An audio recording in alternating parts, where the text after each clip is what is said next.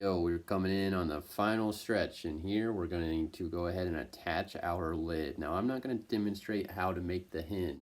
I will go ahead and give you guys the hinge pieces, both leaves and the barrel, and you're going to attach these into the file onto the box, and we'll actually get the box to work. Now notice, if you look closely at my document right now, you'll see that I'm in the assembly tab.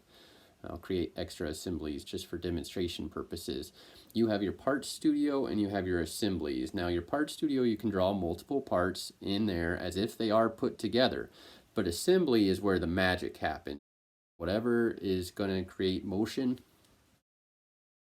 is where the assembly view is utilized. I'm going to right click on that plus sign, left click I think on that plus sign, go to create assembly, and then rename the assembly demo for box video or whatever I name it.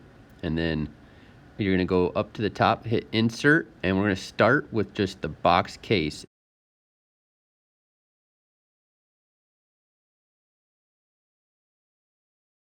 Now before we get too far along, you should make sure that the box is fixed.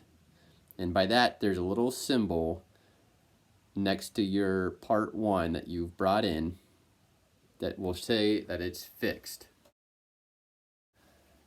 With it being fixed, it won't move all over the place.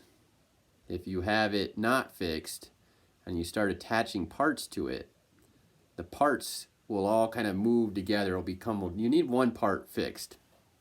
Now, if you can right click the part and select fix on the menu that pops up in order to lock it into place. You may see some variations in my design compared to what the prior video series have been doing.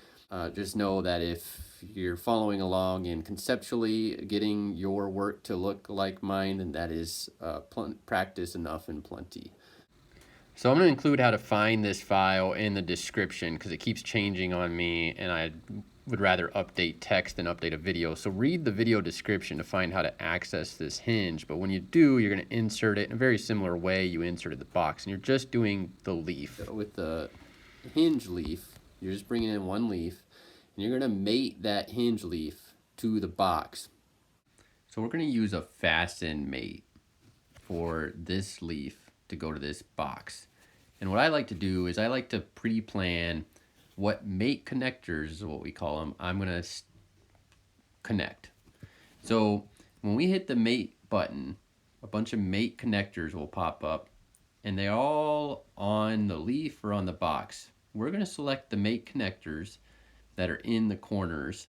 So the mate button is up at the top and you're going to select fasten mate. There's all sorts of different types of mates in OnShape. Fasten mate and Revolute mate are the two mates that we're going to use in this video. With the fasten mate selected, you're going to select the corner of the box and the corner of the hinge leaf. This may take some trial and error. Whatever mate connector, and that's what you call the disc with the red, blue, green line shooting out of it, you select on the hinge should be the mate connector you select on the box. It'll put those two on top of each other. So if you select the middle of the hinge, then you should select the middle of the box and also like up and down the same mate connector. Once you have the mate connector on the hinge leaf and the mate connector on the box chosen that you want to be on top of each other, then you might need to play around with those two orientation buttons that you're seeing me play around with right now in order to get that ordered, stacked correctly. We're importing the barrel. I'm just selecting the end face and I'm going to make sure on my hinge leaf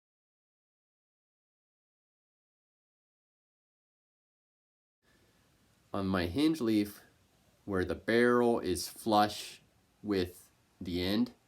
On the hinge leaf, you'll see that one end has the slot for the pin for the barrel, and then one end doesn't.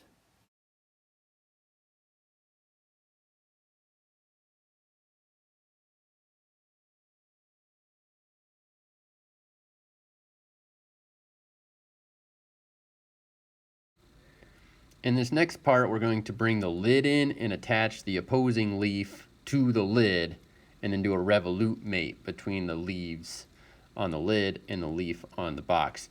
So bring in the alternative hinge leaf, and we're going to do a similar mate connection. And then do the revolute mate, it's better. So again, with the mate connectors, you're going to pick a mate connector. I like to go on the corners.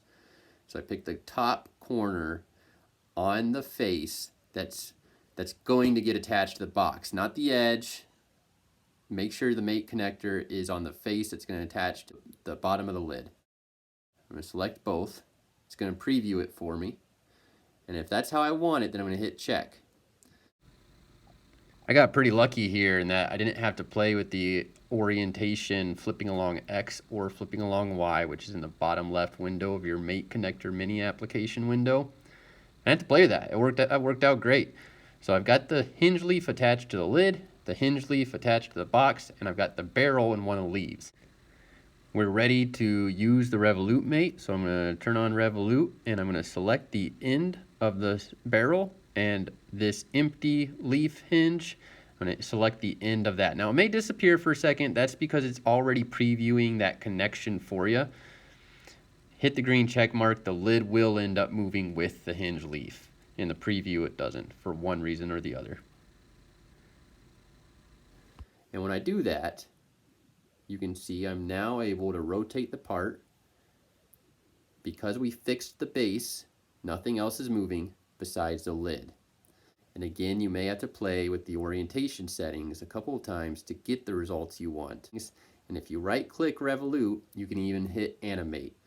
And those are all things that are best explored through trial and error, experimentation, and playfulness.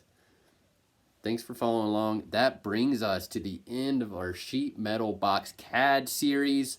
There was a lot of stuff covered in this. It was no easy task to accomplish it all. So great work. You know now how to fully define your sketch geometry in OnShape. You know how to utilize the sheet metal toolbox in OnShape, both through the extrude and the thicken. You can create hems, you can remove material, and you can even put parts together. Those are all pretty advanced skill sets. Congratulations, pat yourself on the back, you've earned it.